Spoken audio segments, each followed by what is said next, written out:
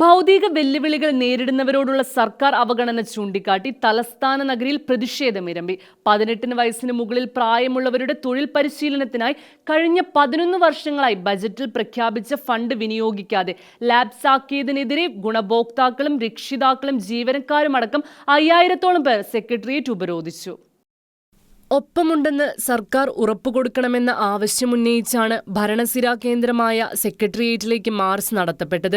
ഭിന്നശേഷിക്കാർക്ക് വേണ്ടി അവരെ സംരക്ഷിക്കുന്ന സംഘടനകളാണ് സർക്കാർ അനാസ്ഥയ്ക്കെതിരെ മാർച്ചും ഉപരോധവും നടത്തിയത്. ലോകത്തെവിടെയായാലും പരിമിതികളെ മറികടക്കാനുള്ള മനുഷ്യപ്രയത്നങ്ങളെ പിന്തുണയ്ക്കുന്നതിന് മനുഷ്യത്വത്തോടുള്ള ഭരണകൂട പ്രതിബദ്ധതയുടെ ഉരകല്ലാണെന്ന് സംഘടനകൾ ഓർമ്മിപ്പിക്കുന്നു.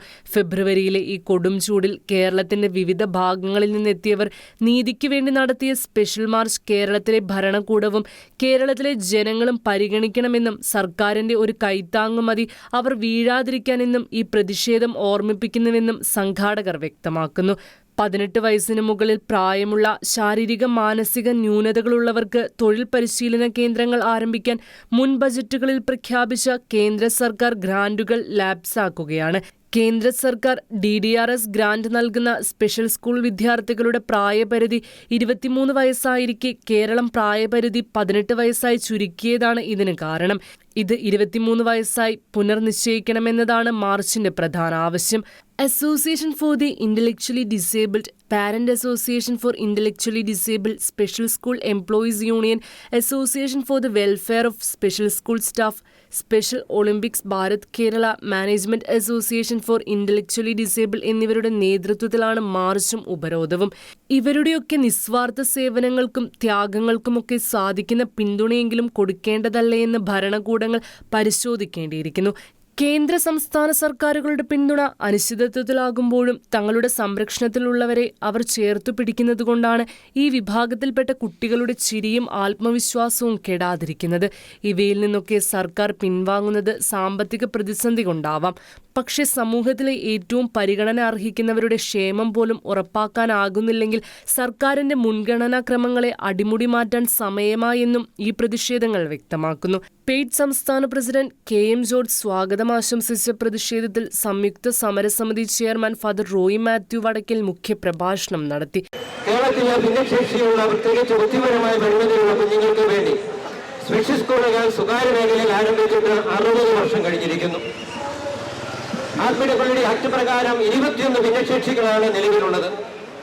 ഇതിൽ ഏറ്റവും തീവ്രതയുള്ള ബുദ്ധിപരമായ പരിമിതി autism, cerebral palsy, multiple disability, ഈ 4 കാറ്റഗറികളിൽ പെടുന്ന കുഞ്ഞുങ്ങൾക്ക് പഠനവും പരിശീലനവും പുനരധിവാസവും നൽകുന്നതിന് വേണ്ടി കേരളത്തിൽ അധ്വാനിച്ചു എന്നുള്ള ഒരു തെറ്റൊഴികെ ഈ സ്ഥാപനങ്ങൾ ഒന്നും ചെയ്തിട്ടില്ല. നമുക്കറിയാം, കേരളത്തില് ഈ സ്ഥാപനങ്ങളിലായി ആയിരക്കണക്കിന് കുഞ്ഞുങ്ങളെ ജീവിതത്തിന്റെ മുഖ്യധാരയിലേക്ക് എത്തിക്കുവാൻ ഈ സ്ഥാപനങ്ങളിലൂടെ സാധിച്ചിട്ടുണ്ടെങ്കിൽ ഈ മേഖലയിൽ അധ്വാനിക്കുന്ന പ്രിയപ്പെട്ട ജീവനക്കാരുടെ ജീവനും ജീവിതവും കൊടുത്തുകൊണ്ടാണ്. അവർക്ക് മറ്റേതൊരു പൗരനെ പോലെ ഇവിടെ ജീവിക്കാൻ അവകാശമില്ല എന്ന് ഞങ്ങളെ ചോദിക്കാൻ തുടങ്ങിയിട്ട് അനവധി നാളുകളായെങ്കിൽ എന്തുകൊണ്ടാണ് ഇവർക്ക് മാത്രം ഒരു നീതി നൽകുവാൻ സാധിക്കാതിരിക്കുക? ഈ കുഞ്ഞുങ്ങളുമായി തെരുവിലിറങ്ങേണ്ട ഗതികേട് ഈ കേരളത്തിൽ നമുക്കുണ്ടാകുമ്പോൾ എത്രമാത്രം ഖേദകരമായ ഒന്ന് ആണ് എന്ന് നമ്മൾ ചിന്തിക്കണം. KP രാജേന്ദ്രൻ MLA ഉദ്ഘാടനം ചെയ്തു. Special Olympics Bharat area director father Roy Kannanchira CMI, Mons Joseph MLA, Mathew Kuzhalnadan MLA, special school employees union സംസ്ഥാന പ്രസിഡന്റ് തങ്കമണി ടീച്ചർ, ആശ്വാസ് സംസ്ഥാന പ്രസിഡന്റ് സുശീല ടീച്ചർ, പെയ്ഡ് സംസ്ഥാന secretary Bobby Bastin, special school employees union സംസ്ഥാന സെക്രട്ടറി പ്രഭാകരൻ തുടങ്ങിയവർ സംസാരിച്ചു.